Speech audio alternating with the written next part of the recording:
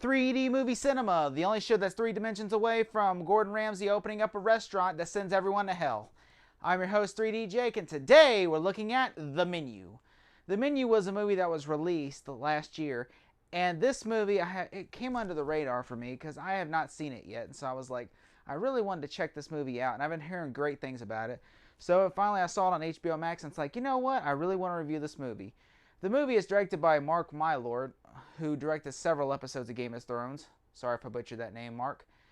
It's also written by Seth Reese and Will Tracy, from a story by Will Tracy, and stars Ralph Fiennes, Anya Taylor-Joy, and of course, how can I forget, the great, Nicholas Hoult and John Leguizamo and Hung Chu.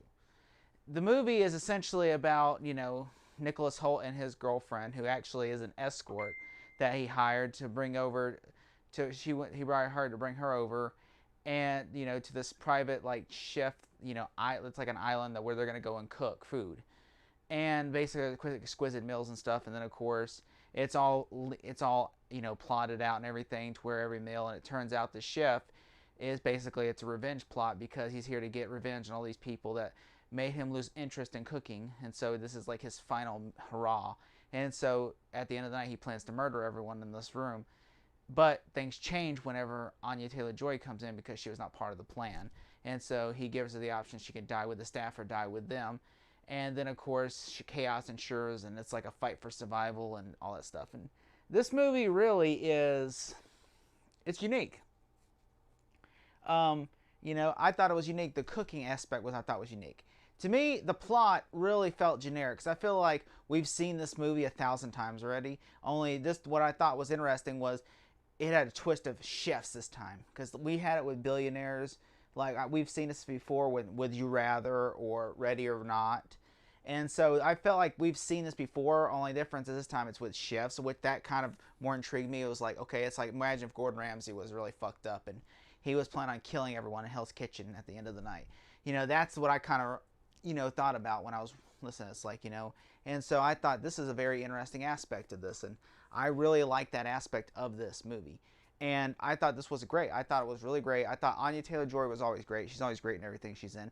Nicholas Hoult he was okay. I mean, did I care much for his character? No. I thought Ralph Fiennes was fantastic. I thought absolutely he was fantastic. I really liked his performance. Hung Chu, I thought she was really good as, the maitre d' that really, really just wants to please, Ralph Fiennes' character. And I just felt like everybody in the movie, especially like John Leguizamo and all the rest of the cast, are fantastic. Of just being like, at first it starts out all happy-dovey, and then of course when someone dies, you just realize, oh God, they're actually serious. And I really like that aspect. I mean, this movie has some funny moments, like when, there are some funny moments I really liked, like, for instance, and I will spoil the movie, spoilers, whenever they're going, he gives the men a chance to run off the island. So if you can escape, we'll let you escape. If we can't catch you, you can escape. And so they all start taking off running. And then he gives them a head start. And then he waits so he can get into the lifeboat. And then he goes, all right, now you can go get them. Then, one guy says, everyone's hiding. And I don't know how. That's what I was wondering, how do they catch them? My guess is they had cameras everywhere, or they put a tracking device on them. But oh my God, that's what one dude's hiding in a chicken coop, and then the last one to be found, he serves him like an egg fouillon. He's like, we served this to the last guest, and you were the last one to be found. And so they're very pleasant people. They're just like, we're here to kill you, but we're very pleasant about it, because it's chefs. And so I thought that was really a smart aspect of it. This was a Fox Searchlight movie, which is now called Searchlight. And I will say, it's very exquisite movies, and the meals kind of relate to everything that's happening in the plot. Like every meal that they show on screen is what's happening in the plot. It's like a meal to the plot of the movie. Like every scene, like there's one scene that says, oh, was it Bill or Will's bullshit meal or whatever? Like that's to the scene of what's happening at the context. And I thought that was really clever, where he just tells him you should go hang yourself because it's a shitty meal. I thought that to me made me laugh. And then of course the Coast Guard scene kind of had me. I thought the ending was really, really impressive. It almost reminded me of Hannibal, the TV show, not the movie, where the TV show always has those exquisite deaths at the end. And I thought the death scene at the ends with where they try to make you know, I forget what the meal is called, with those marshmallows with chocolate on top and lit it in fire, and how they try to make everybody a human marshmallow that melts. I thought that was absolutely perfect. I really enjoyed that. That to me I thought was clever. And and by the way, these are not innocent people. These are all bad people, and basically they're being there to punish. And that's why Anya Taylor-Joy. I also thought the hamburger I really liked, where she called him out on a hamburger. But I thought, I liked parts of that scene, the hamburger aspect. I liked how he's happy that it kind of redeemed him in a way, Ralph Fiennes' character, but I did not like the idea of like, okay, now I feel good because I made a hamburger. I'm like, well, then go work at fucking McDonald's then, motherfucker. Why would you do that? I'm like, that to me irked me. It's like, you literally got excited because you made a hamburger, a fucking hamburger. Okay, I'm like, go work at McDonald's if that excites you that much. Okay, you would make a fucking amazing McDonald's hamburger. You would be literally running that bitch by the end of the week if you kept that mentality. And I'm just like, that irked me a little bit. That's the hamburger. I'm like, a fucking hamburger, really? You know, it isn't her company. It's a fucking hamburger. And I mean, maybe I'm reading more into it. I'm sure people will let me know in the comments, like they did with Glass Onion, that I'm wrong and I'm not reading it enough or some shit, because, you know, people love telling me I'm wrong on some shit. But anyway, but yeah, I really liked that aspect of it. I really thought Hung Chu was really great, and it felt like Anya Taylor-Joy, she almost kind of felt like she was impressed. And, you know, there is a great fight scene between these two women over, you know, because the one woman thinks she's trying to take her job, and there really is no job to give, because he kills them all at the end. Everyone dies at the end except for Anya Taylor-Joy, you know. And I do think the dumbest death that was Nicholas Holt's character, who just hung himself because he told him to. Because this is basically like, it almost is like a cult of chefs in a way. It's almost like a cult of chefs, and they just go and kill themselves because they're so loyal to the meal. And I'm just like, oh god, like, you know, because I hate cults in movies. That's to me the one thing that pisses me off more than anything.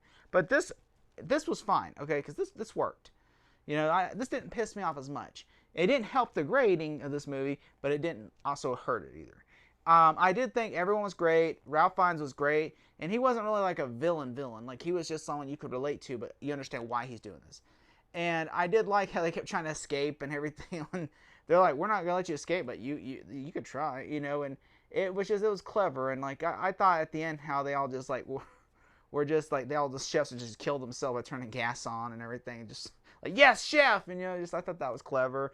The only thing that really irked me, Willie, was at first when you watch it, it just kind of like drags at the beginning, but then once you get to the meals aspect of it, then it becomes more interesting. That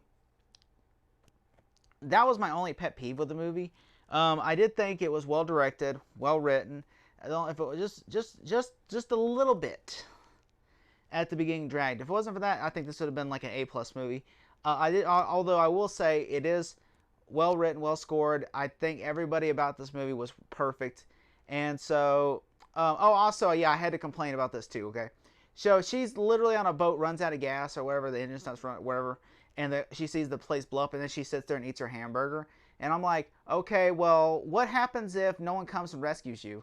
So, and that's your only food. Wouldn't you want to save that? But I understand this is like, you have to eat because it's reminiscence of the beginning of the end. I understand that point of it, but like, I just thought like, well, you know, from a survival expert point of view, wouldn't that make more sense to save your meal? But I mean, that's just me. But I will say that did not hurt the experience of the movie. I did enjoy it, but that just irked me a little. But other than that, I think this is a fantastic movie. If I had to give this movie a grade, I will have to give this a solid A-. Happy birthday to you. You told him it was my birthday? Seemed funny about 3 hours ago.